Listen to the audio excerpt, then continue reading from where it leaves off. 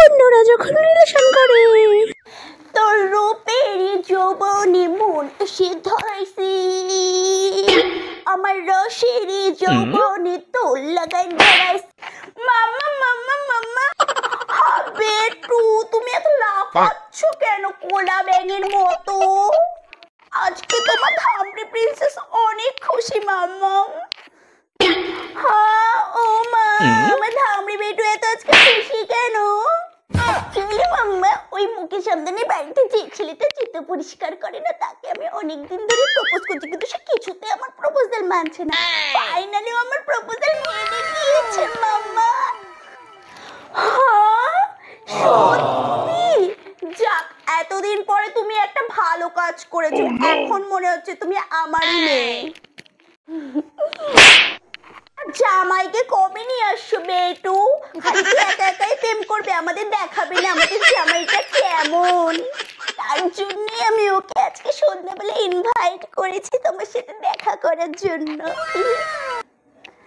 তুমি কালকে ড্যাডির সাথে কথা বলে আমাদের কালকে বিয়ের ব্যবস্থা করে ফেলো মাম্মা। নো টেনশন, আমি আজকেই তোমার ড্যাডির সাথে কথা বলে আমি আজকে রাতের মধ্যে তোমাদের বিয়ের কথা ফাইনাল করব। My sweet mama, I love you. Love you too, বেটু।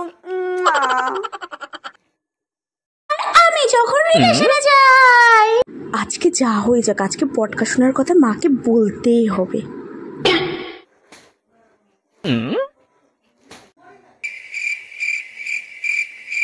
ও মা, মা কি হয়েছে কো তাড়াতাড়ি। আমি না মানে আমি না। কি আমতা আমতা করতেছিস? কবে পুরো টাকা দিয়ে দেবো বাড়ি। না মানে মা আসলে দেখেন তুই লাগাস নে, কিন্তু তাড়াতাড়ি বল, তুই বলবি হ্যাঁ কি না? আচ্ছা আচ্ছা আচ্ছা বলছি মা, আমি একজনকে ভালোবাসি।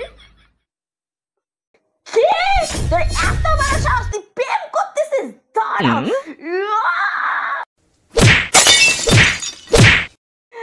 কি করে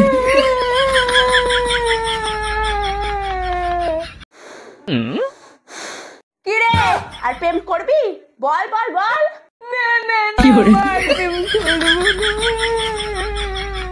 কথাটা যেন মনে থাকে বলে দিলাম।